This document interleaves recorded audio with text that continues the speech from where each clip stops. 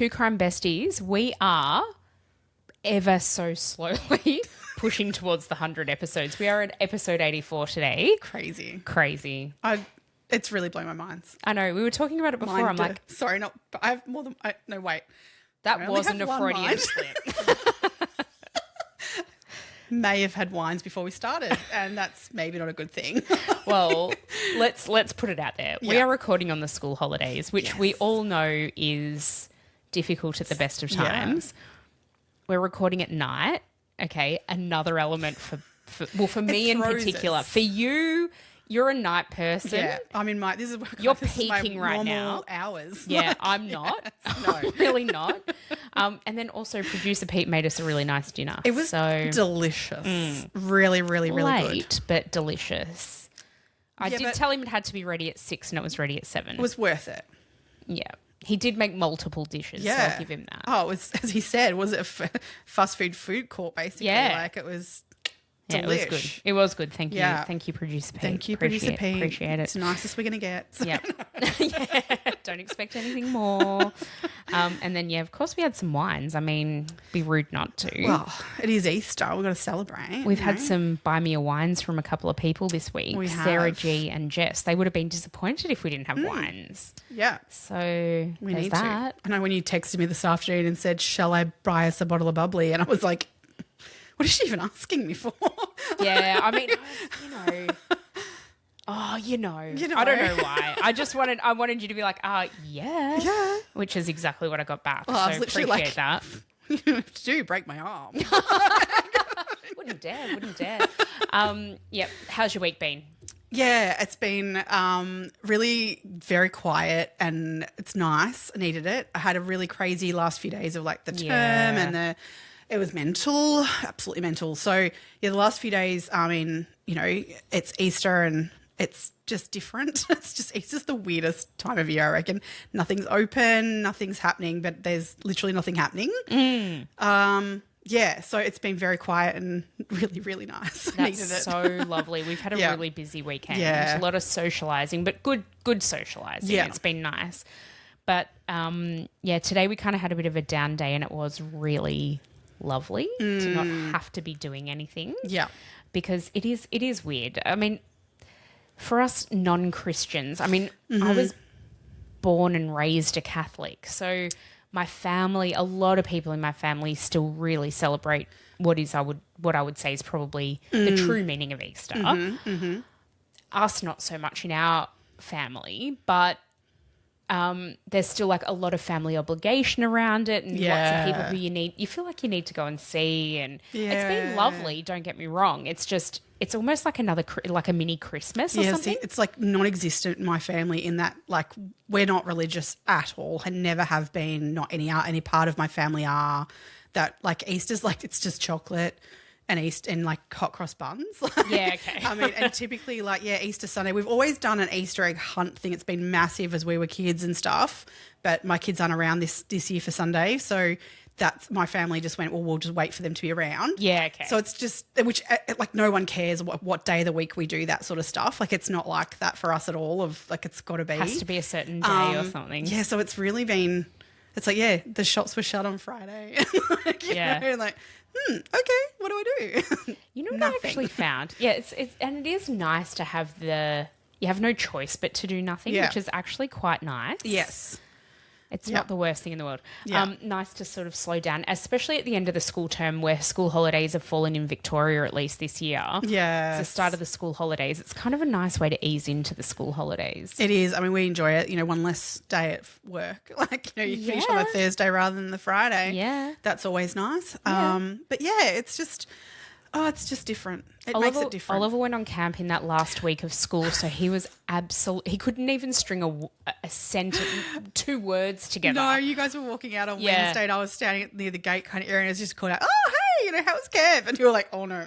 He literally, don't even look at him. I'll He's catch you later, Alls. Yeah, I hope you had fun. He did have fun. Exhausted. He was just exhausted. I know another friend of ours said to me that when she got home, she just immediately had to get her daughter in the shower because she stank. I empathise with that. I absolutely empathise with that. But they went somewhere where they had showers. Oh, yeah, they absolutely had showers. Like, because I remember coming home from, like, we did a full week camp, like in about year 9, I reckon, where there were no showers. So when you got in that car, I had no idea I stank, but I remember my mum just going, "Oh fuck!" Like, get wind the windows yourself down. in the shower. Love it. Yeah, I had to. As soon as he got home, I'm like, okay, straight in the shower. Yeah. Everything he took with him, bags God, included, all went through the washing machine. Yeah. Yeah. God. Yeah. Yeah. Kids. But Anyway, they would have had a great best time. so- Grade 6 camp. Oh, I still remember my grade 6 camp, and it was wonderful. Give him a couple of months and then it'll be like, yeah, it was awesome. Yeah, it was actually At the great. moment, they're still like, I'm fucking processing this. Yeah, no, they really had a great time, and hats off to the teachers who went, because what an undertaking. Let's be honest, they had a lot of wine. I hope they did. I really hope they did. Yeah. It'd be very well deserved. Oh, camp as teachers is next level. Yeah. Yeah. They deserve everything, anything they can get that's pleasurable of that week. Yeah, 'Cause even then if they to just back had a it up bag like of at school, M&Ms or something. there's more than that going on. Oh, God, if you get any sleep for that week as a teacher, you're doing bloody well. Yeah. Yeah, look, I think, it was much appreciated, very, very much appreciated that they put themselves out there to do that. Yeah. Now, another thing that's happened this week. So this will actually be coming out a week after this has happened, or a bit over a week after this has happened, but something that has absolutely captured me holus bolus. Like, I am just so entrenched in this, and I'll give a bit of backstory in a second. Oh, I love it. The Artemis 2 launch. Oh, yeah, your family would be well into that. Yeah, Oh my God. So we watched it live because, of course, well, we because did. Peter. So Lukey was at school, but I kept Ollie home from school that day, and not because of the Artemis launch, but because he'd just gotten back from camp. We watched that, and it's just, to me, it is such a massive thing for humanity. And the other thing that I absolutely love about it, so one of the female astronaut who is on the spacecraft at the moment, Christina, I have been following her on social media for years and years and years. Yeah, She's amazing. Yeah. She is incredible. Yes. Not only is she the longest person to have ever stayed on the International Space Station, it's over 320 days maybe. God.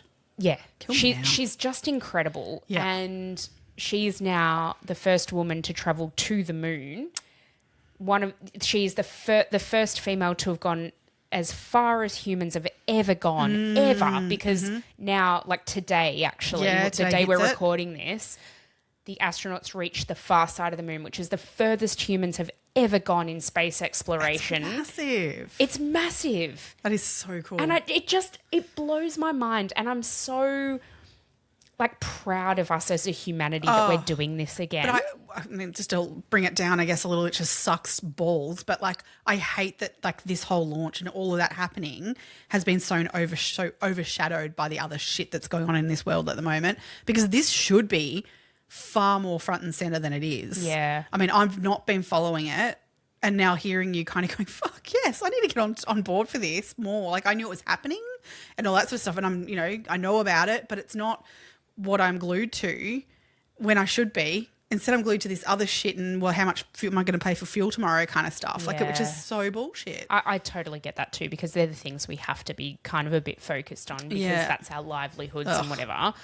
But, I mean, Artemis has had a bit of trouble with their toilet. Oh, really? So what they think has happened, and astronaut Christina has been the one trying to fix it and sort it out, and she's actually done an amazing job. However, this is not her fault. The lines are actually getting frozen. So as they go around towards the dark side of the moon, obviously temperatures are even colder, which maybe wasn't factored in. But you think surely that is. Surely, they've actually even I know that it's colder. They've been having toileting issues, I think, since launch. Yeah, right. Not for number 2s, just for number 1s, just for liquids. Okay. Well, Solids. I'm assuming they're not. I mean, I guess you got to pass some, but what you're consuming. They eat. Yeah, I know they eat, but what you're consuming is probably a whole lot. You know what happens when you eat? Yeah, poo. I know, but like what you're consuming is surely a lot more liquid than it is. No, I think they eat food. I mean, you're not going to sit there and have a Like steak and space veg. food. No, like... they're not eating, but they're eating like dehydrated stuff that they're rehydrating. Okay, they are right. eating food. Okay, all right. Yeah. I thought they'd be like literally on a liquid diet, basically. Look, I'm like, sure they get a fair few of their calories from liquids. Yeah, I would but have thought think they'd be like sucking back on, what do you call it? What's that? Sustagen Yeah, or something. sustagen stuff like that. I think they actually have a slightly more varied diet than that. Wow, okay, cool. Yeah. So yes, they do poo. Yeah. Apparently the poos haven't been as much of an issue because they can kind of pass through, but it's the liquids that are kind of getting trapped. Well, I guess, are they freezing? Yeah. Yeah. And then blocking tubes Yeah, right. and stuff. So Okay. they're having to wee into bags. Yay. Like, that's great. Yeah. That would not be fun. Well, Again, I another just one feel like where- going to the toilet in space wouldn't be fun at the best of I times, think- well, let alone then having to pee for into men, a bag. it would be probably easier. Oh, yeah, because you just That's Put your- put your put dick your in a thing thing. in the hole. You'll be fine. Whereas for women, it's just not as convenient. It's not as easy. It's not. Definitely not as easy. No. I was reading a thing about the first woman who ever went to space, and it was like maybe a 2 or 3 day mission. Don't quote me on that because I can't remember off the top of my head. But they were like, oh my God, what if she gets her period up there? And they sent... There's a whole song that they wrote about that, about how many tampons They she sent needed. 100 tampons. Have you heard that song? Does anyone... No, I don't think Oh, they I have to find it. But I'm It's like, so does good. anyone actually understand how the female body works? No, Like, no, literally these rocket scientists do not know how the female body works. I've got to find this song. in one outing, in one period, you don't need 100 tampons. Like for the whole, the whole time. She was only going for a few days. She certainly didn't need 100 tampons. Oh God, no! Yeah, God, I've got to find the song. It's really going to annoy me. I'll play it. I'll put it on our socials if I find it. Please do. It's hilarious. Yeah. Yeah. Yes. Oh, man. Man, oh, man. Oh, God. Anyway, just love it. I've been Yeah. glued, and I think maybe by the time this comes out, they'll almost be back, or they'll be back. So, Amazing. can't wait. I actually somewhat related to this. I ended up watching The Dish with my oldest son the other day. We were talking about this the other day because we watched it with our Oh, kids. did It's you? so Oh, good. such a good movie. Watch that. And I hadn't seen it in years. Oh. And so I sat, and because he's into science, he loves his science stuff. That I like. The youngest one, of course, like yeah. You know, Yeah. Australia had a hand in this Artemis launch as well. Oh, they did. Yep. That's so cool. Yep. That is so cool. Yep. Because Mason was just blown away, but he now wants to go. Like, Of course. Yeah, To to parks. parks. And I was like, okay, we'll put it on our bucket list of things Yeah. to do. But because it's such a cool movie. That's so funny, that It's movie too. so good. Typical Australian kind of And style Sam movie. Neill, but don't you just want to hug him? Oh, I just love him. So good. That movie's really good. It is. Oh yeah, good timing for it. Any of our international listeners who haven't watched, watch The Dish. It is. Get on it it. really gives you an idea of what Australia was like back in the 60s. It was in Yes. the lunar landing. yeah. Late 60s. Yeah. Very good. Now, school holiday plans. I know you haven't had the boys, but you're coming up for having them. Where are you at with what you're going to do with them to entertain We're them? going to do some go-karting, I think, if they've got fuel. If they're not charging you $87 a lap. Yeah. I will go do that most likely because that's what they would love to do every school holidays, my two. It's one of their obsessions. So we always try and do that in the school holidays, which I figure I'm kind of doing myself a favour in doing it because I figure I'm training them for when they're driving cars later. So I always feel like this is a good thing. This is a good thing. Is it a good thing that they're racing?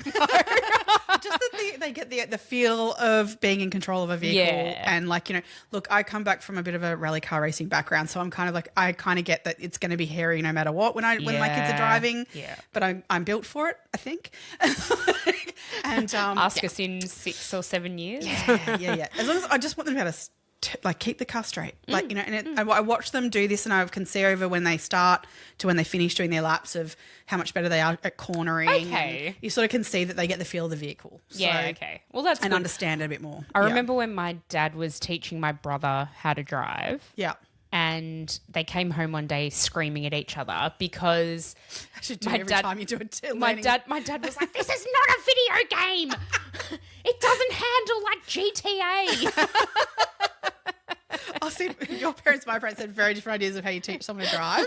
So my first lesson in the car with my dad, ever getting in the car, was we're going down the Geelong freeway, 100k an hour, and Dad was teaching me how to use the cruise control. It was my first experience of being behind the wheel. Love it.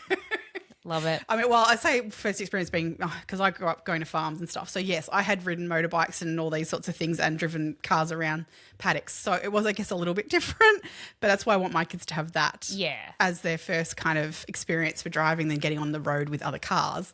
Whereas my road experience on the road with other cars on a bloody big freeway, learning how to use the cruise control. Well, I remember my dad took me, because my dad had a manual car and I wanted to learn in a manual. Yeah. And my dad took me to some factories not far from where we lived at the time. Yeah. And it was peak hour when we were coming back, and he's like, "Oh no, you can drive home." And I was like, "Oh, I don't know." Brand new driver, manual car. Anyway, we were at a hill. Oh shit. And we got stopped at the traffic light, and I was like, fuck, I'd never done a handbrake start on a hill. Ooh. Like, Dad had taught me how to do it on a flat. Yeah, never done one on a hill. So we're at, and do you think I could fucking get this car going? Oh, no. I could not get it going. I reckon it was 2 or 3 changes. I was crying immediately. I think it was 2 or 3 changes of lights before I actually got the car going, and there were people beeping me. Yeah. And I was like, I'm brand new. Oh, it was so stressful. It was so stressful. Oh God, I'll never remember. But my dad's very patient. Oh, your dad is. Yeah. Whereas my mum was not. She was like teaching us to drive. She was not patient. Yeah. My dad, he was like, yeah, cool, yeah. I remember that, like, Dad showing me which buttons to press and stuff for the cruise control. My mum in the back going, "Don't do that. Don't do that. Don't teach her." She actually needs to learn how to actually drive. My mum, I don't even know if she knows this story. So, Mum, if you're listening, close your ears.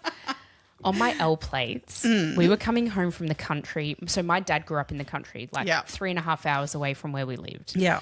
And we were coming, and I'm talking country roads, right? We never used to come home the freeway because, I mean, that's a bullshit way to go. You go the back way. And so, and I kind of knew the way. I'd never driven it before. I was on my L's. Yeah. And we were driving home. My brother was in the back seat. So, and then all of a sudden we look over and Dad's just having a little kip in the front seat.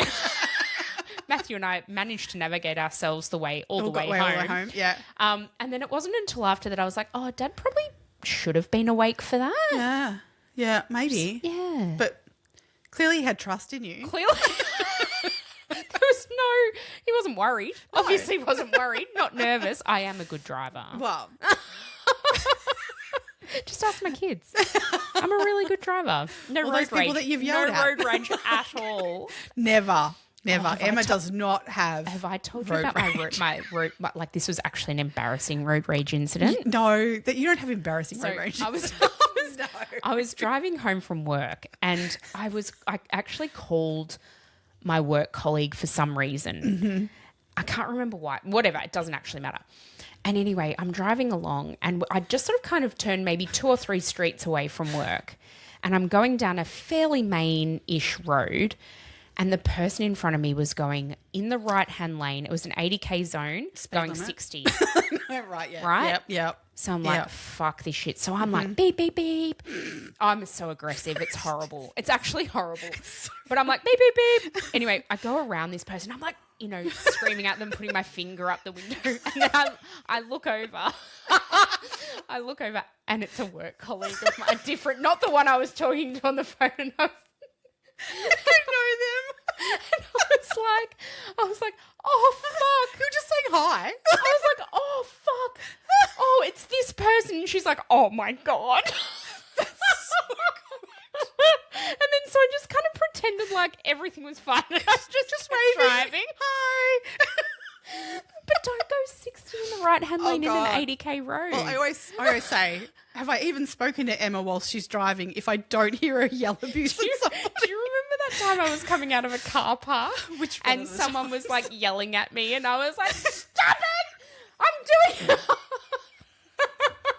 And you were trying to yell at the person too. Oh, there's been so many. Oh, yeah. Oh, God. Yeah. We've had a long history of calling each other whilst driving, and at some point, inevitably, Emma's going to yell abuse at somebody. Oh, I mean, just don't be a fucking dickhead. No, don't be a dick. Don't As be I a tell my dick. It's boys not that every hard. day when they get out of the car for school, just don't be a dick. Have a great day. Don't be a dick. That's my exit car. Yeah. It's not hard. No. We were meant to be on a road trip at the moment. Yes. But Yes. obviously, given the fuel crises and Flooding just in like flooding deserts. in deserts and stuff, we've actually postponed our trip till probably this time next year. So that's opened up the school holidays for us a lot.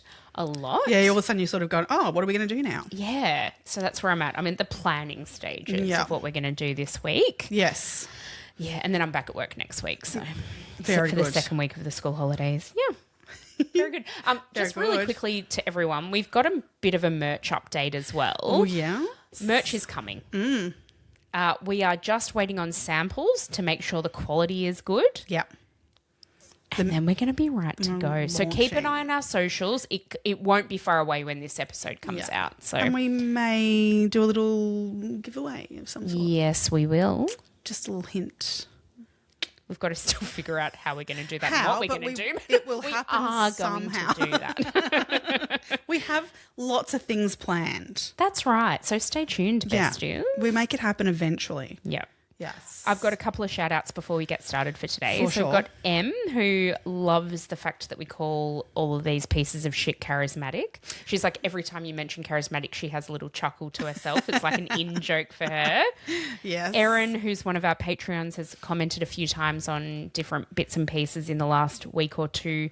And then Louise Milne as well. She sent us a really lovely message over the week. So thank you to everybody for reaching out, commenting. We read them all. Whether we can do. get back to them all, we try. The other day, I actually replied to something that was over maybe a month old. Oh, God, have I missed one? Yeah. No. But I was like, oh, sorry to that person. We do try. We really, really do Yeah. try. I sort of, sometimes I sort through and I start replying. And because when you reply, that one then goes to the top. Yes, exactly. And then it you can't actually, filter I where can't you work are. out where I was Agreed. up to. And I so have the same issue. That has happened where I've then missed someone potentially. And then I go back later going, oh my God, did I not do that one? Yeah. Yes. Same. Yeah. Yeah. All good. We do get there eventually. Yes. So today we are doing a two-parter. So today is part one of a Yeah. two-parter about the family murders in Adelaide in South Spirit Australia. of Easter. Jesus Christ. You and I full on. were both just saying before, we've both kind of struggled this week. This has Yeah. been hard. It has. And coming off the back of the Bernies, I don't know. I feel like this has been a really tough swing. Oh, as I said to you, I needed to find light, like things to watch on TV and things in between because, yeah, real heavy. Really heavy. And I mean, I didn't think I knew as much as I knew about this case. I think I didn't realize that things that I knew were considered the family murders. I think that's because when I started getting into it, I'm like, oh no, I've read this before and I've heard this before and I pieced it all together. I think it's one of those things where I've kind of gone, yeah, I've heard this, but hadn't consolidated it all into being under this bracket. I have to admit though, I remember when we were doing the Beaumont children and Bevan Spencer Von Einem came up in that, and I was like mortified when I was reading about him then, and now we come back around and get to sort of discuss him here, that it's like, oh my and God. how he actually ended up. Yeah, it's Yeah. yeah. I'm so there's a lot.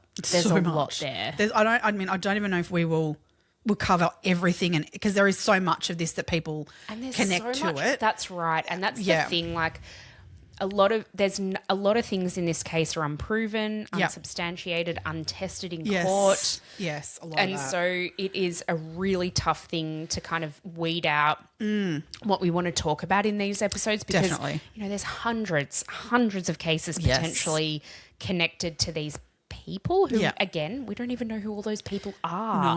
No. So it's a really tough. I found it really tough to research. It's to really be hard honest. to research because there's names that are suppressed to do with it as well. So in looking at from different perspectives of trying to find research on it, when you start sort of getting into places where you go, well, I can't get any further there because that name is, I don't know who that name is that I'm looking for, is really hard. Yep. And then there's the whole, well, why is that? What's we will going on here? 100% be getting into that. Maybe next episode Yeah, I we'll think more that'll be be talking next about week. that. Yes. But yeah, We will there's a try lot. and do this in a format that we can follow through of like what the information is. Yeah, as and, much as we can. Although, can. like when we were talking about how we were going to sort of split this up, even then there's some crossover, but we're going to do our best to kind of keep things in an order that will make sense to people. I'm relying on Emma for that. Yeah, don't worry. My brain works in odd ways. So, shit will pop in everywhere. So let's first start by talking about the time. Yep. Okay. Yep. So we're talking about late 1970s, early 1980s in the very quiet, or what was the very quiet city of Adelaide. And I think, the perception out there is that Adelaide is a quite sleepy little town. What they call it? City of Churches. It's called. Well, yeah. Is it? Is it? And why is it called that? I mean, I know there's a lot of churches. But also it is, described as like a giant country town. Yes. Adelaide is the capital of South Australia, one of our states, but not that many people live there. I think in the state of South Australia, I think there's only roughly 1 million people. Yeah. In the city of Melbourne where we are, there's 3 million people. I think there's 5 million in Victoria. So when we're talking about the amount of people in the state, it's a fifth of the state that we live in. And so that kind of gives a little bit of context for us, especially, and for those who live in Victoria, in terms of how small the city really is. Size-wise, though, it's huge. In terms of, size, it is just as big as Victoria, in a different shape, Yeah. But the population is a lot smaller. So it's a really, have you spent much time, you've recently travelled through Adelaide through South Australia. I've not spent a lot of time in South Australia. I've sort of done Robe and Victor Harbour, those sorts of, beachside towns or sort of thing, extension from beautiful. From the Great Ocean Road Beach, sort of stuff. But I've actually never been to Adelaide. Okay. So I've sort of skipped over it. Yep. So it's not somewhere I'm that familiar with in that sense, but quite familiar with the number of murder cases that come out of it. Well, we've talked about this before. Like Adelaide comes up a lot when we're looking at Australian true crimes. Yeah. They've got a disproportionate amount of crimes, and especially like really brutal crimes. I mean, we've covered Snowtown. That's right. The Beaumont children. Yeah. What about the girls who went missing from the Adelaide Oval? We haven't covered that. That might be more a Patreon type episode. There's not a huge amount in that case. But when I say that, though, those girls are still missing to this day. Yep. And I think most people would probably have a little bit of an idea about what that case is about. But, those two little girls went missing from Adelaide Oval one day. Never to be seen again. And there's a lot of cases like that that come out of Adelaide. Yeah, a lot. I mean, look at Ivan Milat, there's just so much there, isn't there? Yeah. Well, I mean, we said, it's known as the City of Churches, but it also sort of gets called the City of Corpses for that reason. Fair. So that's so fair. Yeah, it is known just that there's some real, and what I find interesting about the cases that come out of Adelaide, it's not even how many cases that come out of Adelaide, it's the bizarreness of them. Yeah, and the complexity of it. And there's some real interesting people who choose to call Adelaide home. Yeah. And the other thing, though, that I've found is that in a lot of cases, it's people emigrating or migrating to South Australia. It's not people who've naturally been born there. Yeah. So maybe it attracts a certain type of person. True. Because it's quiet and it's maybe a little unassuming, and you can maybe hide out a bit more there. I don't know. Yeah, yeah. It's really, it flies under the radar. Yeah, it really does. So the family murders are a series of murders. We don't actually even really know exactly how many are attributed to this family, and we will get into a lot more about why it's called that and who's involved as we go along. But this happened between 1979, 78, 79. Yeah, 1983-ish is where we're sort of plonking this that we're talking about. Yeah. I mean, we're going to talk about 5, I'm guessing. Yeah. Of like murders that occurred, but as we said, I mean, I could find like numbers of about 150 plus. I read in places like 200. This is it. I mean, I was conservatively like going like 150 would be, I feel like easy number to say conservatively, that there aren't that many sort of people who could be said to be affected by this. Yeah, so we're not necessarily murdered, talking. That's right. We're not talking about necessarily that it led to murder. But no, I think what we can say is that this is a really typical escalation that we can see because potentially. I mean, again, no one's been convicted of all of this. So, well, certainly haven't been convicted of all of it. And so there's a lot that we don't actually know. Preceding this 1979 case that we're going to talk about in a moment were a lot of stories that have slowly come out over time of men being targeted and raped and kidnapped and then let go. Tortured. And then absolutely tortured. And so what I guess the first case we're talking about was just the first murder. It wasn't actually the first assault, the first kidnapping, the first, as you said, torture of these young men. Well, in that, that fit the same demographic, I guess, and fit the same MO, I guess, because there are some other murders that occur prior to these that could be connected and have slightly different reasonings around them, I guess, that involve different aged people to what we're going to talk about, all that sort of thing. So but they seem to be, from what people have come to with now with information, piecing things together, they seem to be also linked to what's gone on. I think it's also probably I think we probably need to look at some of the things with a bit of a hat on, or what, I don't know, but to think of it as a lot of armchair detectives have their say in this. And I think it's muddied the waters in a lot of these cases. And I'm not saying it's for the better or for the worse. No, because the thing is, if all these people hadn't come to this and bringing this information and finding this out, what were the fucking police doing? Yeah. Who were supposed to be. I mean, we can get angry about that as we go. Yeah. But there's a lot of stuff that hasn't been looked into, and why is that? And why then has it been that it's been needed to be armchair detectives to come in and find information out? Yeah. I mean, I say armchair detectives. Some of them have been, journalists, know what they're doing. Like investigative journalists have done a lot on this case. Yeah. So it's definitely comes with supported evidence. Yep.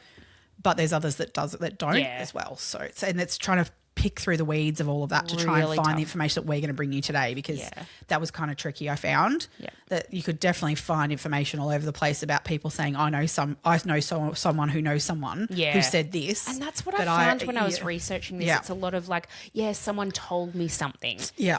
Okay, but where's that person? And that person's either not able to be found, is deceased, or is not willing to come forward. And then how do you corroborate that?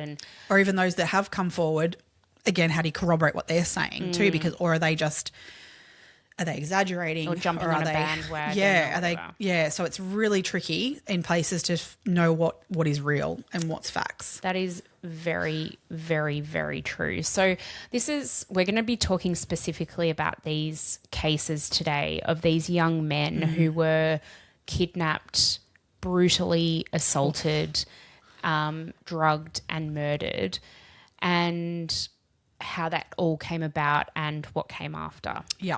They are known as the family murders, and we will get to that, why they were called that probably in next week's episode. Yeah. So the first case occurred on the 17th of June in 1979. Now, this is just absolutely horrific. They are all absolutely horrific. Yep. The first boy, now he was a boy. He was 16 years of age at the time of his kidnapping and murder. His name was Alan Barnes, and he was a handsome, carefree, sarcastic, cheeky young man. Like a surfer dude. Yep. Everything, have you seen his mum interviewed? Yeah. Salt to the earth. Absolutely. I was just like, oh, you poor woman. You can see the pain in her face. Yeah, and his sister too, who's finally come forward. She wouldn't come forward for a long time, but she's come forward more recently. And again, I just feel for them. They've gone for years now with no answers, really, I guess, which is awful. Yeah. Yeah. So on this particular night, Alan loved the party scene, loved going out in Adelaide and having a really good time with his mates. And he had this best mate named Darko, who hasn't had a friend with a surname ending in an O. Steve-O, Darko. I don't know. It's very Australian. The night So the night before he went missing, but the night before Alan went missing, Darko and Alan had gone out for the night, and then they went to stay at Darko's house for the night. This was a very typical thing that they did. They were besties. They would often stay at one another's homes. Yeah. It was around midday by the time they woke up the next day, and Alan's like, I better get home to Mum. And they decided so they've both actually walked down to the bus stop where Alan was going to, try and grab a bus. And it was, I don't know if it was a Sunday or something, but it was going to be a while before the next bus came. So Alan decided that maybe he'd try and hitchhike home. It was something he'd done multiple times before. And it was something that was done a lot at that time. They were in the 70s. We've talked about this in so many other cases, the Claremont killings, and not that that's in SA, but kids around that era would often bum a lift home with someone, hitchhike and get a lift home with someone. Yes.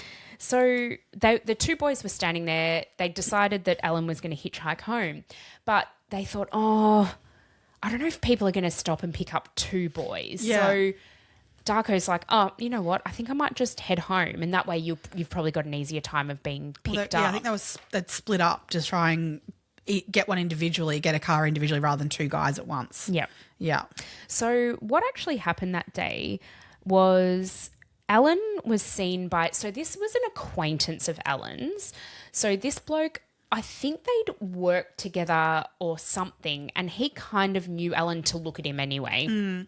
And he was in his car driving along, and he kind of noticed that Alan was at the bus stop hitchhiking. And he looked in his rearview mirror and he was like, someone's actually stopped to pick Alan up. And what he noticed was a white HQ Holden, a sedan with 3 or 4 people in the car already. Yeah. And he didn't actually see Alan get in the car, but by the time he pulled off to go again, he looked back in his rearview mirror and Alan was no longer on the street. So he assumed he'd gotten into that car and someone had, picked him up hitchhiking and was going to take him home. Yeah. Now, he didn't get home, unfortunately. His mum that night thought it was really strange that he hadn't come home. She was definitely expecting him to be there that night. Had phoned his friend, had phoned Darko's, be like, where is he? What's going on? And no one sort of knew where he was. So she ended up reporting him missing to the local police that night. Now, this poor woman, my heart broke when she was sort of describing the realization of what came of it, because what she said was the next she kind of knew, obviously she was just worried and it was horrific, but I think it was like less than 48 hours later, his body was found it was like at the bottom of a bridge. Yeah, it's under a bridge. It's South Para Reservoir. South Para Reservoir. Yeah. So South Para Reservoir, if it was full, it would have basically filled for the water to go under the bridge. Yeah. But it had been a very dry summer. Yeah. And the water had receded so far that it was actually just like a muddy embankment under the bridge. There was sort of a thought that he was potentially thrown off the bridge, thinking that the person thinking that then his body would land in the water and he'd float away and that'd be that. Kind of like sink into the mud. Yeah, but there wasn't enough water there for that to happen, and so his body was exposed, and not hidden by the water and that sort of thing. Yeah. So his mum talks about watching the news, and the news reported that they'd found a 20-odd-year-old man's body at the what was it called? The South Para Reservoir. Yeah. And she said she just knew immediately that was him. So she rang the police and she's like, he's not 20, he's 16 and he's my son. Oh, that got me. God. Just awful. What they found is that he had died from massive blood loss due to severe internal injuries, most specifically to his anal cavity. Yeah. Yeah, most likely due to insertion of a large blunt object. Yeah. So when they say a large blunt object, it's really interesting. A lot of places I've seen have said it was probably like a beer bottle or something like that. I've also heard other theories, which we will get to later on down the track when we talk about other victims in this circumstance. But we don't know what that object was. It's interesting, but it caused such trauma to that area that the blood loss was enough to kill a person. So that gives you an idea of just how severe that trauma was. Absolutely. His body did also show that he'd been beaten and tortured. And there was a lot of other marks on the body to suggest that there was more that went on than just the obviously the rape. There was also Noctec found in his blood, suggesting that he'd been drugged. Yeah. Other sedatives as well. And he had a blood alcohol concentration of 0.19. Yeah. Now, his mum was like, well, when he left his friend on that day at midday, he wouldn't have had any alcohol in his system. He wasn't a massive drinker anyway, but, you know, to have a blood alcohol concentration of 0.19%, that's pretty significant. Yeah. You'd be quite impaired by that. Yeah, that's a big night out. Yeah. Yeah. Now, the police did receive... So this was kind of, at this time, it was a standalone sort of thing. It was definitely widely reported within the media because, I mean, when a body is found in such a circumstance, it's, you know, it's an anomaly, really, and it's something that really draws people's attention. So it was all over the news. It was in newspapers to a certain extent. It wasn't like it was in there for days. It was a story for a day. The police got an anonymous call saying that there was somebody, they had a name of a person who they thought may have been involved with this murder. And that person was Bevan Spencer Von Einem. So just keep that in your mind. The other thing, with the body that we probably should mention too was that there was a couple of other things that were notable in that the whole body had been washed and he had been redressed, but not in his clothing that he was seen wearing in that last scene. Yeah. So, So the police were doing what they should have done and they were looking at all of the people closest to him to start with. And so they were slowly eliminating, you know, as they do, going in concentric circles out from the person. And it took them a long time to sort of get to the point where they were investigating the tips that came in through the Crime Stopper type phone calls that had come in. Yeah. So let's leave that one there for now. Yeah.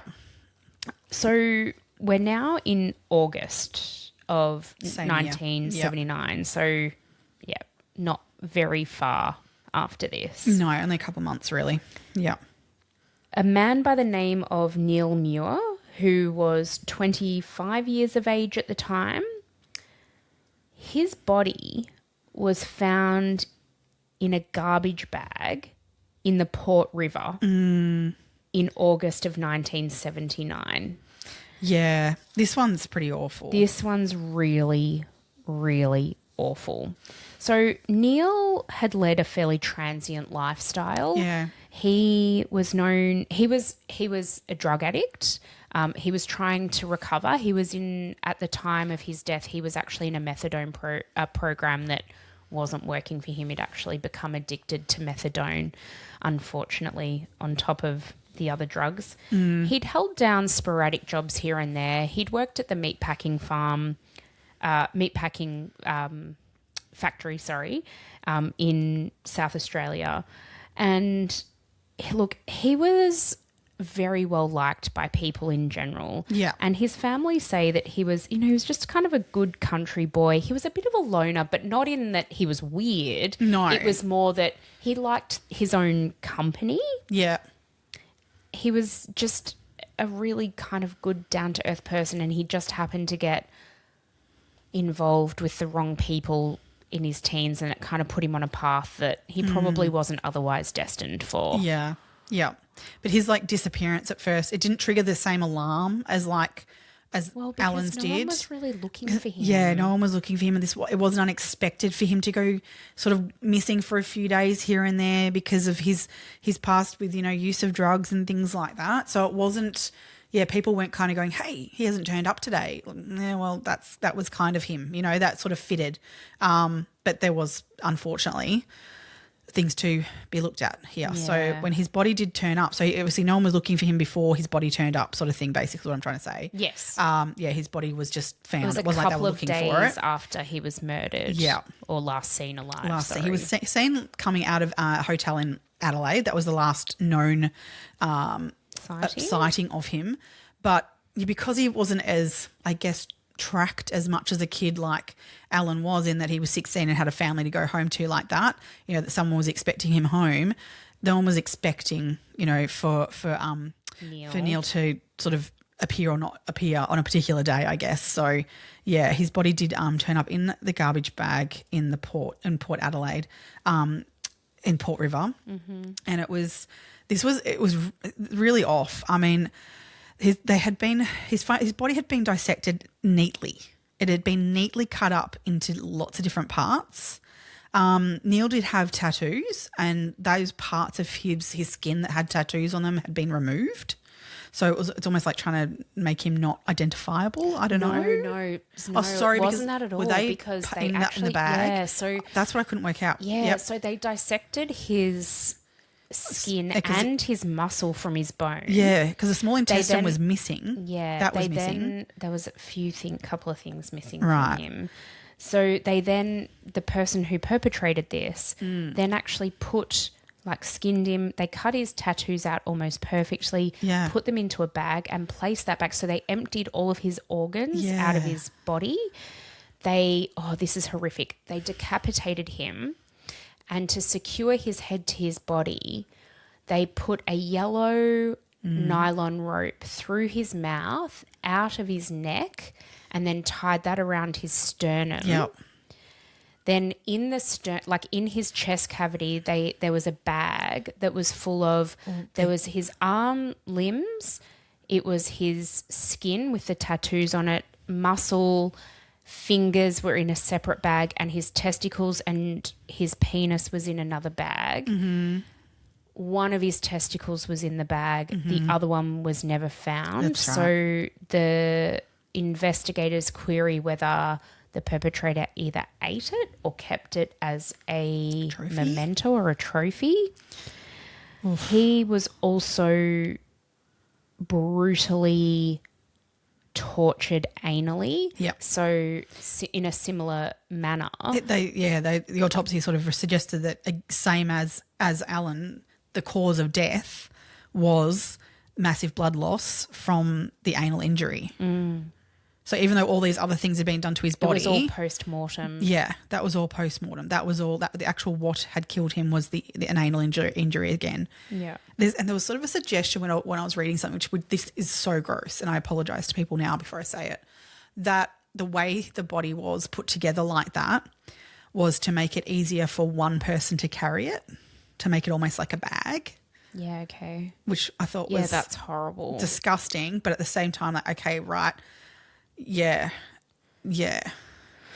Oh, just awful. In one of the bags that were in his chest cavity as well, there was a Band-Aid.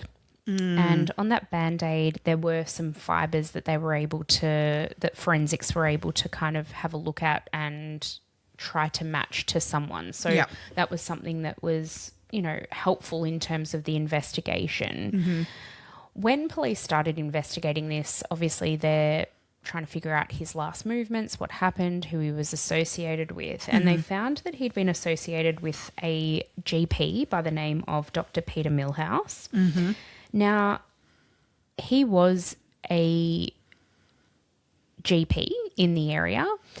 He was quite well respected in his field, and he was known to assist patients who are addicts in particular in terms of getting them on methadone programs and prescribing medications that they needed in order to assist them with their drug addiction and sort of recovery from drug addiction. Oh, this man, what do you think about him? Alarm bells. Alarm bells, 100%. Because there's so much of this particular one that words that kept being sort of mentioned as I was reading about how the body was treated Yeah. were words like deliberate and controlled, which to me suggests someone with a medical background. Well, then look, when the autopsy, in part of the autopsy report for this, the coroner actually wrote, at the bare minimum, basic medical background. Yeah. Is almost certain. Yeah. I mean, there had to be knowledge there to be able to do what they Just did. of the human anatomy anyway. So it's not even so what is also, we haven't actually said, none of his organs were ever found. No. His organs weren't bagged up and put inside his body. No. They were never found. No. And so what happened to his organs? Like, whoa. And but again, we should say his body, what was in the bag, though, all those body parts, they had all been very thoroughly washed and cleaned again. Yeah. Which, yeah, so that to me is, again, indicating someone who has some knowledge, again, of like forensics, of what could be found from a body as well. Maybe a basic understanding of how evidence can be left behind or how to get rid of biological evidence. Yeah. Yeah. Yeah. Yeah, hard agree. Ugh.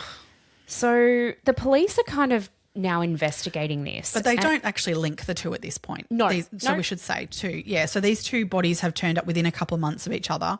And I mean, I have to say immediately, just by the cause of death, to be honest, that should have just gone, these are connected. Absolutely. But that's not what happened here at all. So there's no connecting these two deaths by the police in 1979.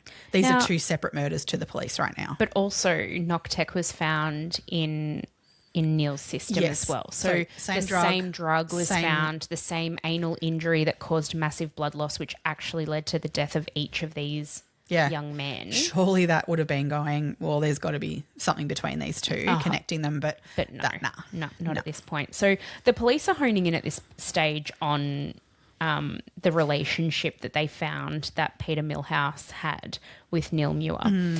They were acquaintances. They'd known each other for 4 years. There is a lot of speculation about their relationship and what happened between the two of them. When I say speculation, I'm talking about things like the fact that maybe Neil was performing sexual favours for Peter in exchange for drugs and other narcotics that he couldn't get otherwise. Because we're just going to throw it in there at the moment at that, and this will come back to of like the person doing this was getting access to drugs. Where from? Mm-hmm. Had to be a doctor somewhere. Definitely. Mm-hmm. Yeah. So in January of 1980, so this was probably 4 or 5 months after the murder, Milhouse was actually charged for Neil's murder. Now, it was a 24-day trial. A lot of people I think something like 94 or something people gave, 98, something like that, gave evidence. And the prosecution really thought they had a really good case, but it was definitely very circumstantial. So what they had was they were able to place Peter and Neil together on the day of Neil's disappearance. They were able to show that Neil and Peter had a sexual relationship. They'd been in each other's company. Did I say that? For 4 years at that point. There was a lot of stories that came out during this trial, one of which was that Milhouse had asked Neil to urinate on him in exchange for methadone when he was like deep in the trenches in terms of his methadone addiction. Oof. There's a lot of really sketchy shit that was going on there. Oh, God. Yeah. The other thing that was kind of circumstantial given the nature of their relationship is I mentioned before that there was a Band-Aid found inside one of the bags of the chest cavity that was, in Neil's chest cavity. And there were fibres on that particular Band-Aid, and those fibres, when the police went and did a raid and a search of Milhouse's house, they found that the fibres from the rug in his lounge room, I think it was, could have potentially match those that were found. It was not conclusive whatsoever. So we're talking like 79, 80. Like, I'm tipping today the technology would be there to maybe more definitively give an answer to that. I mean, pretty 50 odd impressive. I years think at that later. point they're just looking under microscopes, Yeah. kind of going like, oh yeah, it looks a bit similar. Yeah. Yeah. So Yeah. very hard to pinpoint, but Definitely. yeah. But the jury, after the 24-day trial, came back and found Peter not guilty. Mm-hmm. He then went and worked in a fairly remote part of South Australia and was doing some locum GPing around there. But we will probably get back to him, will we, a bit later? Yeah, maybe. Yeah. Yeah. I'm just trying to think if there's anything else to talk about in terms of Neil's murder. Oh, one of the things I've just written down here actually is that there was a suggestion around the time from anonymous. It's late. I'm not used to being up this late. From an anonymous tipster Yes. who suggested that Peter Millhouse was involved in securing boys for Bevan Spencer Von Einem, and in particular in securing boys and men who were on these sort of methadone type programs because they were easy targets. So which again, Bevan Spencer Von Einem's name comes up again, yet these two murders are still being looked at as very separate cases from the police. Yeah. Yeah. The next murder Yep. happened in 1981. Now, this is tragic because it involves the death of 14-year-old He's the youngest that we'll talk about here. Peter Stognar. Yeah. This was awful. So he was so young. So young and so gorgeous. And his mum, Jesus, did she break me. Oh my God. Yes. She describes him as being musical, a really good friend. Quiet, gentle. really gentle boy and her friend. Like Yeah. I just thought, I get that. You know, he was just a really lovely, nice kid. really nice boy. Yeah. Really, really nice boy. And at 14, just, my God. Yeah. So he disappeared on the 27th of August in 1981. Now, I feel like, I mean, I've never done this because I'm a bloody straighty 180, but he decided to, in the week leading up to his disappearance, so his uncle actually was the same age as him, or pretty much the same age as him. He was 15 years old. His name's Daniel. Oh, wow. And they had planned to skip it. I don't think they went to the same school, but they'd planned to skip a day of school and meet at Rundle Mall, which is like in the centre of Adelaide. Yes. And I don't know, just skive off for the day and have some fun and not actually go to school. Yeah. And according to his family and stuff, that wasn't something typical of him. No. Yeah. Like even his sister is like, oh, he wouldn't, like it was It's not what he did on the not on the what regular, he would do. but No. yeah. So this was probably a big deal for him. Yeah. So much so that his uncle, Daniel, he kind of pulled out the night before, I think. And I'm pretty sure everyone thinks that it's very, very likely that Peter knew that his cousin wasn't, that his uncle was not going to be there. Yeah, right. And so but he was like, nah, fuck it. I've already decided I've committed. I'm going through with it. I'm doing it. Not going to school that day. No way. He left for school in inverted commas the next morning, and he waited for his mum and dad to go to work and his sister to go to school, and he quickly snuck back and left his school bag in the garage, got changed, and went out for the day. Yeah. Now, it's unlikely that he made it to Rundle Mall because he was actually seen at their local shopping centre. Now, this is an unsubstantiated report because there's no corroboration, but this witness is pretty adamant that she saw what she saw and she knew Peter, so she knew him. Yeah. What she says is that she saw him she saw him having a chat with a dark-skinned or a tanned man who was dressed quite effeminately with a bag, like a women's handbag, and at the local shopping centre. Yeah. She said that something really seemed off about this whole situation, but she didn't really do anything about it. It's hard. It's really, really hard. I'm sure it's something she regrets to this day. It was a different time too, though. It's a different time. Yeah. 10 months later. So he Oh, goes this is missing it. and his mum and dad, like, it's horrible. Mm. But they don't know anything that's happened. So they figure out. So obviously he doesn't come home that night. They ring everyone they know. They eventually get on to the uncle, the 15-year-old uncle, who's like, oh, we were actually meant to skip school today and I didn't end up going. And so they've got a bit of an idea that he's still gone on and done that. It was months before they put together even this witness statement from the local shop, so it was way too late to actually be doing anything to really action it. Now, 10 months later, a farmer, I think it was about 50 k's from where he disappeared. Yeah, Middle Beach, 50 k's north of Adelaide. Yeah. This farmer is, I think it's now coming into, what would it be? Into October, summer. coming into summer. So Yeah, he's been doing his burning back-burning off, to back burning. Yep. And there was a lot of, I think, blackberry shrubs that he was back burning, this particular farmer.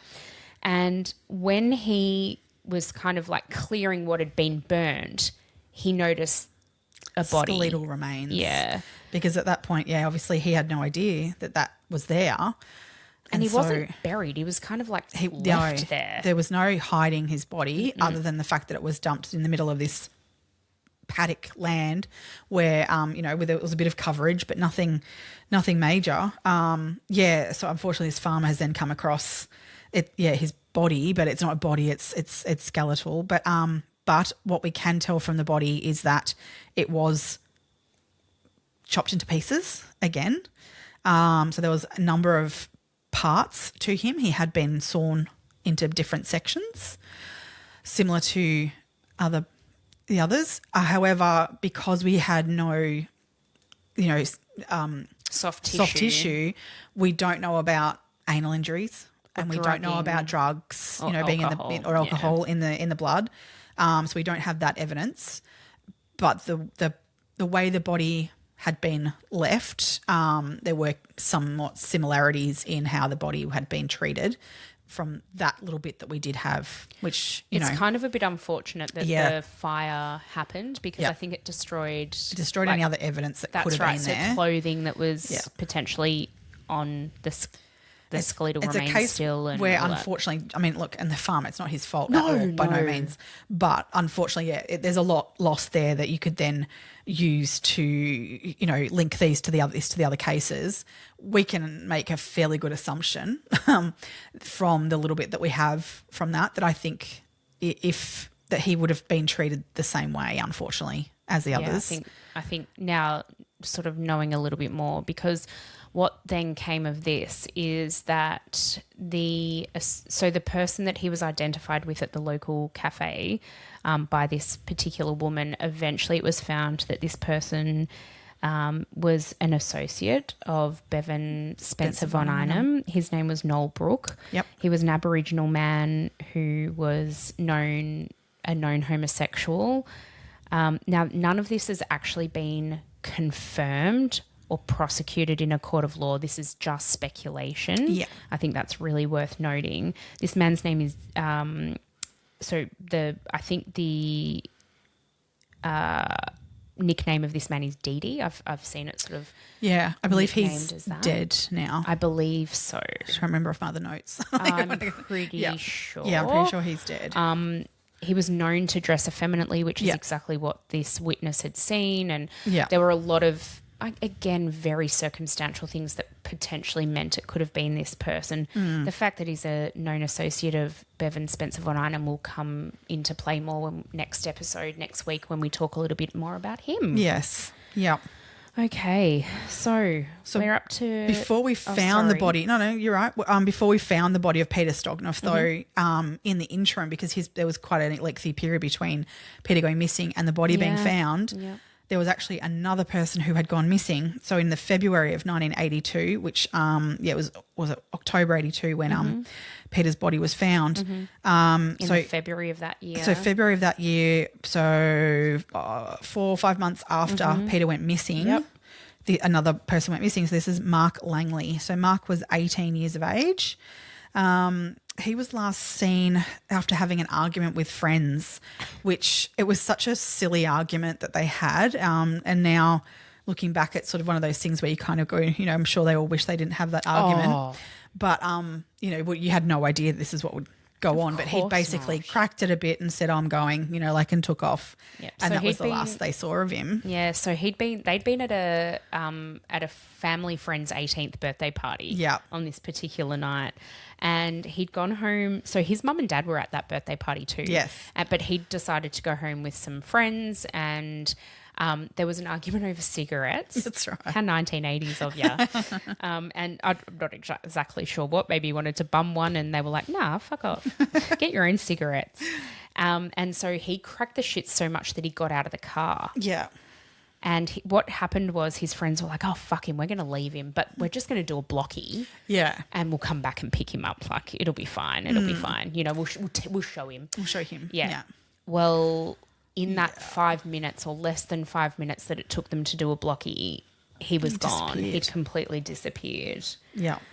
Oh, you just can't even imagine it. No, not at all. I mean, it's not what you, So did this happen at like 4 o'clock in the morning? I think it was pretty. Yeah, it was like wee hours of the morning. The wee hours of the morning. Yeah. Because he was seen by a witness at that time hitchhiking along the road that his friends had dropped him on. Yes. And getting into a white HQ Holden sedan. Yes. So the friends obviously have gone back around. They can't find him. They're like, oh, he's obviously figured out how to get himself home. Or I think they assumed he would have just bummed a lift, like hitchhiked home. Yeah.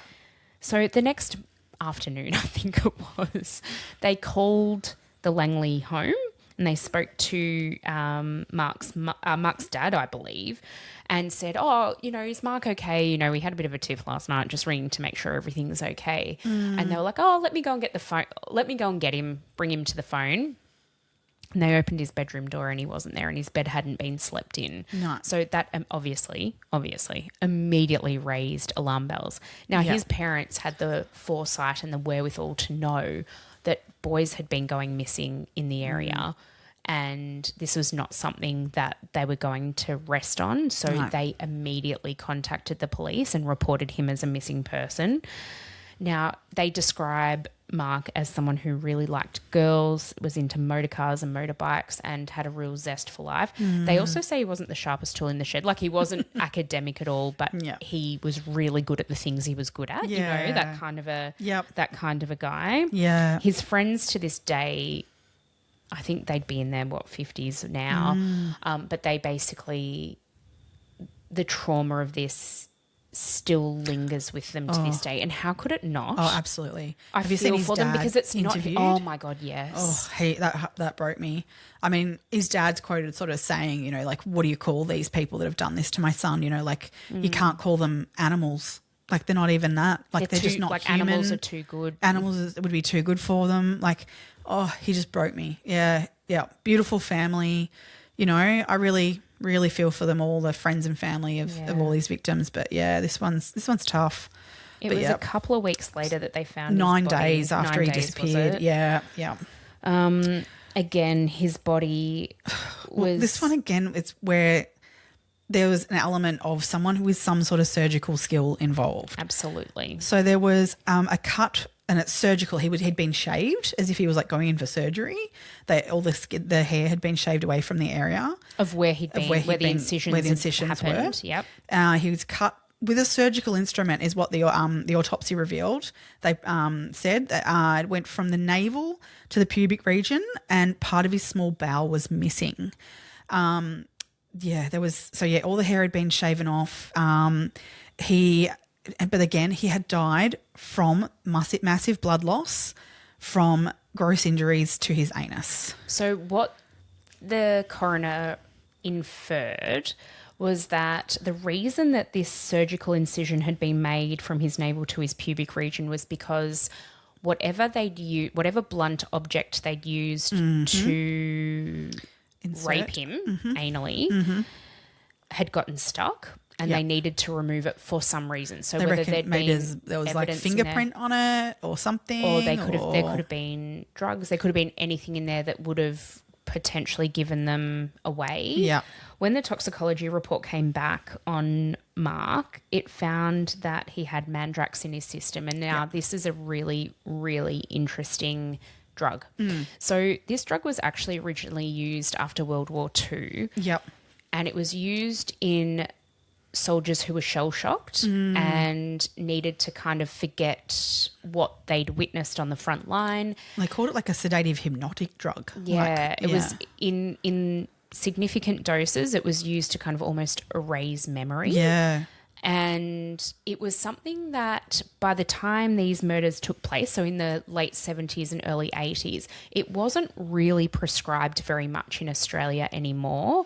The reason for that was because we had better barbiturates that came on the market that were safer and easier to control and didn't have these sort of like blackout side effects necessarily, especially if you were taking them at the prescribed doses. And so the police started sort of looking more and more into, well, actually they didn't do a lot at this point. No. Again, they're still not really putting together that, you know, these 3 bodies that we've got so far. Yeah. You've got 3 bodies with very consistent causes of death. I mean, yeah, as we said, Peters, we can't say what the cause of death was necessarily and link it to that. Yeah. But there's other elements of that body that you would still say could be connected to it. Even just the positioning of his body. That's what I reckon. Yeah, I think they could have taken something from that. As much as these bodies were being dumped in very different areas, like they're quite vast away, like they're distance apart from each other. It's not like they're going to a same area to dump these bodies,